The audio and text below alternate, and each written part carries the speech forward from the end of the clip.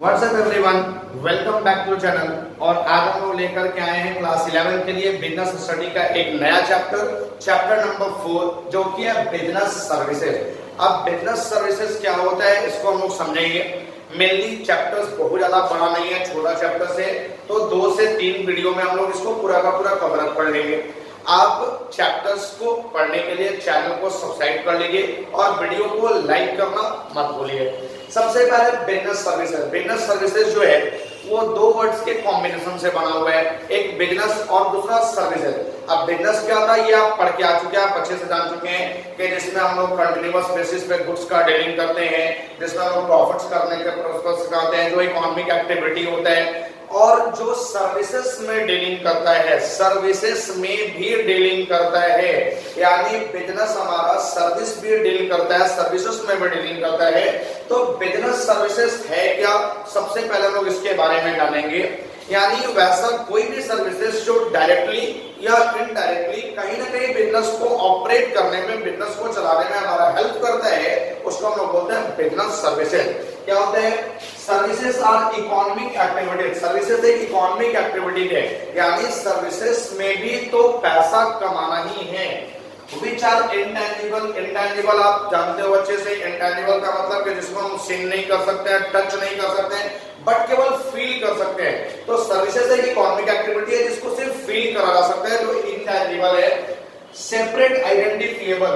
Separate identifiable से क्या मतलब है कि फॉर एग्जांपल हम लोग गुड्स जो है वो गुड्स सेपरेटली आइडेंटिफिएबल नहीं होता है। अब जैसे अगर आपको बिस्किट चाहिए तो बिस्किट आप किसी भी बेकरी शॉप से लेकर के आओगे, 10 अलग अलग बेकरी शॉप से आप बिस्किट लेकर के आओगे, सारे बेकरी शॉप में बिस्किट सेम मिलेंगे, बट सर्विसेज सारे बेकरी शॉप के अलग अलग हो सकते हैं। सर्विसेज का मतलब कि एक कस्टमर से बातचीत करने का तरीका, एक कस्टमर को अच्छे से बिहेव करने का तरीका, ये सारे बिजनेस का अलग अलग हो सकता है। तो यहाँ पे सर्विसेज को सेपरेटली आइडेंटिफाइड करा जा सकता है, बट गुड्स सेपरेटली आइडेंटिफाइबल नहीं होता है।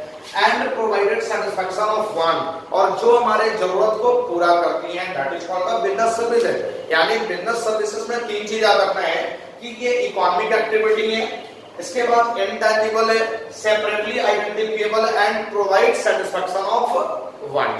अब उसके बाद बिजनेस सर्विसेज के फीचर्स क्या क्या हैं? तो फीचर्स में याद रखना है कि फीचर्स में I5, फीचर्स में याद रखना I5 का मतलब होता है कि इसमें 5 I आएंगे। 5 I में देखिए, सबसे पहला इंटेंजिबिलिटी। इंटेंजिबिलिटी अभी हम लोगों ने पढ़ा कि इंटेंजिबल का मतलब कि जिसमें हम लोग टच नहीं कर सकते हैं, सीन नहीं कर सकते हैं, बट उनके इमोशंस को समझ सकते हैं, उनके इमोशंस को फील कर सकते हैं, उनके भावनाओं को समझ सकते हैं। Next inconsistency.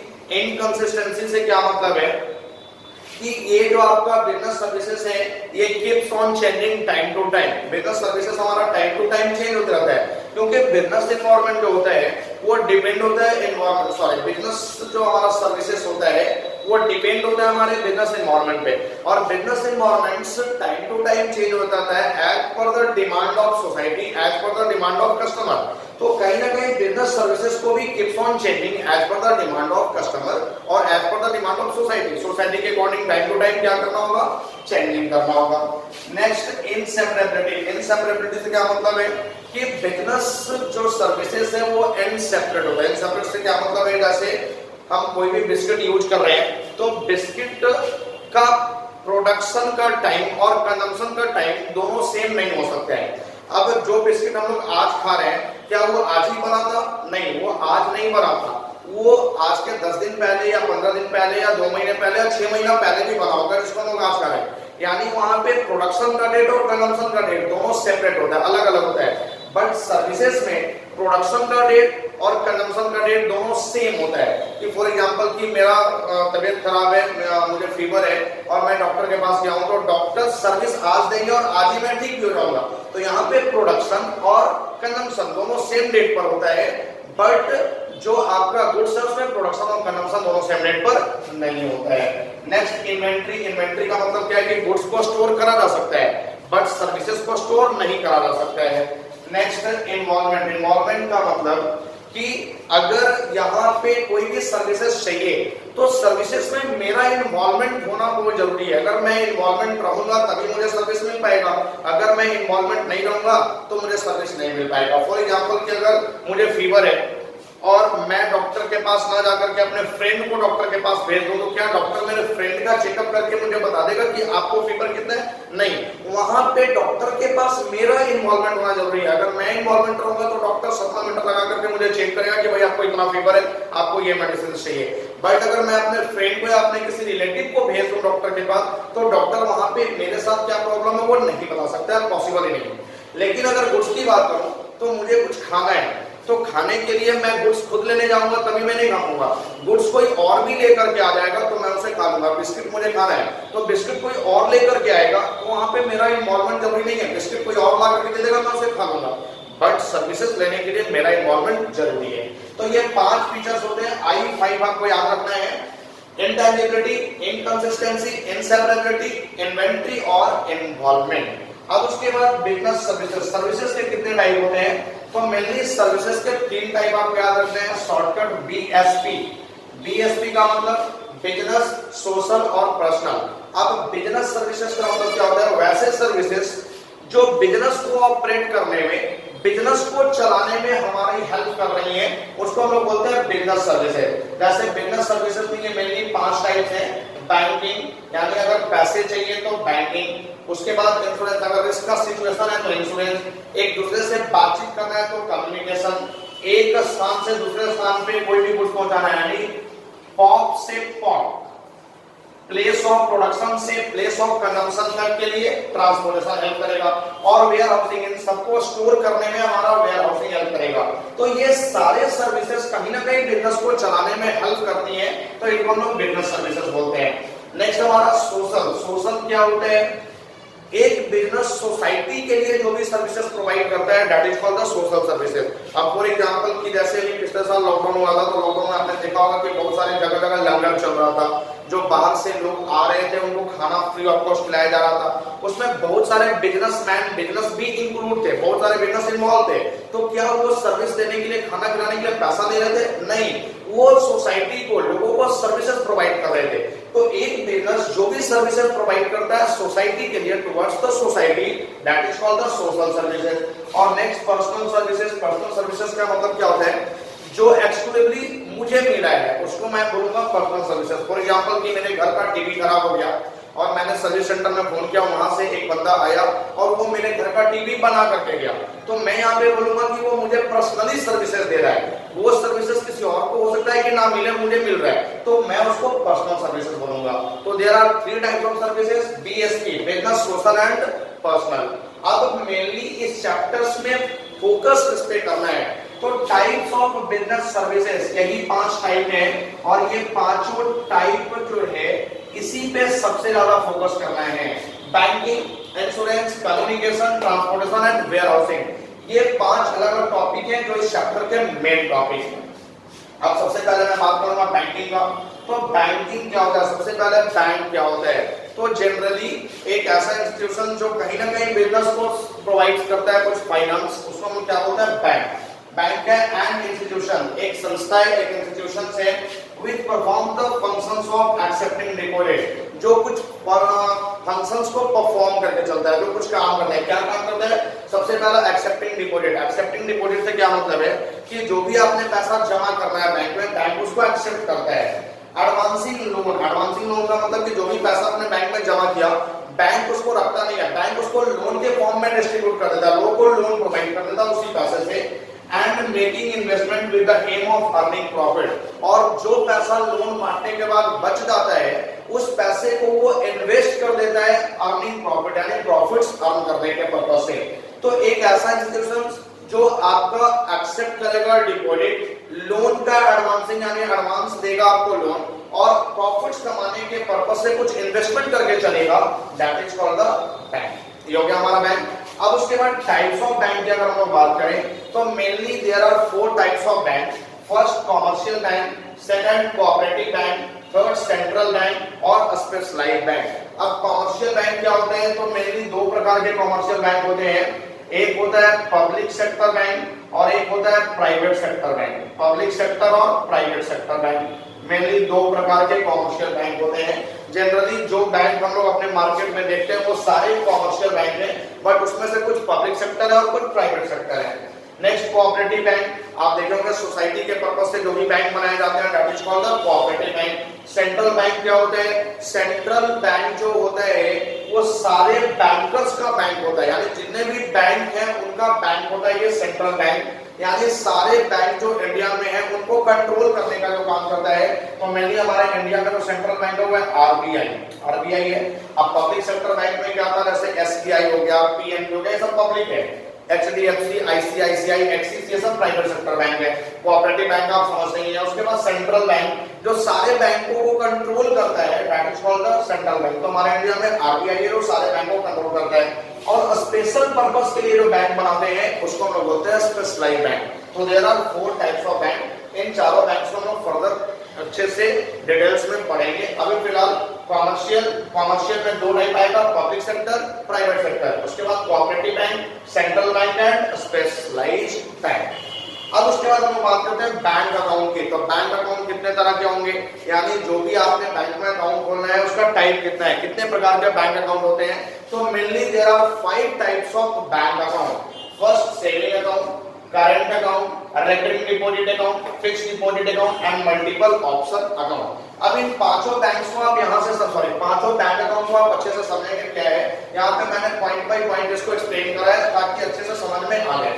सबसे पहला सैलरी पर्सन, यानी सेविंग अकाउंट या जो भी करंट अकाउंट है वो कौन ओपन करेगा, कौन अपने बैंक में जाकर के कौन ओपन करेगा। तो सबसे पहला सैलरी पर्सन, जो सेविंग अकाउंट है वो कौन ओपन करके चलता है, सैलरी पर्सन, यानी जिनको सैलरी मिल रही है। नेक्स्ट स्मॉल डिपॉजिट, ये काफी छोटा डिपॉजिट करता है, काफी छोटे अमाउंट्स को डिपॉजिट करता है। Aim is to encourage deposit habits, यानी ये छोटे छोटे डिपॉजिट्स का आदत बनाता है, छोटे छोटे डिपॉजिट करने का, छोटे छोटे पैसा जमा करने का हैबिट्स को बढ़ाता है। नेक्स्ट रेस्ट्रिक्टेड ट्रांजैक्शन, यानी कि यहाँ पे नंबर ऑफ ट्रांजैक्शंस काफी रेस्ट्रिक्टेड है, बहुत ज्यादा बार आप विथड्रॉ नहीं कर सकते, बहुत ज्यादा बार आप डिपॉजिट नहीं कर सकते हैं। और इंटरेस्ट अलाउड, इस सेविंग अकाउंट पे बैंक आपको इंटरेस्ट प्रोवाइड करेगा। Next current account, current account कौन ओपन करता है, तो जितने भी बिजनेस फर्म हैं करंट अकाउंट सारे बिजनेस फर्म ओपन करके चलते हैं।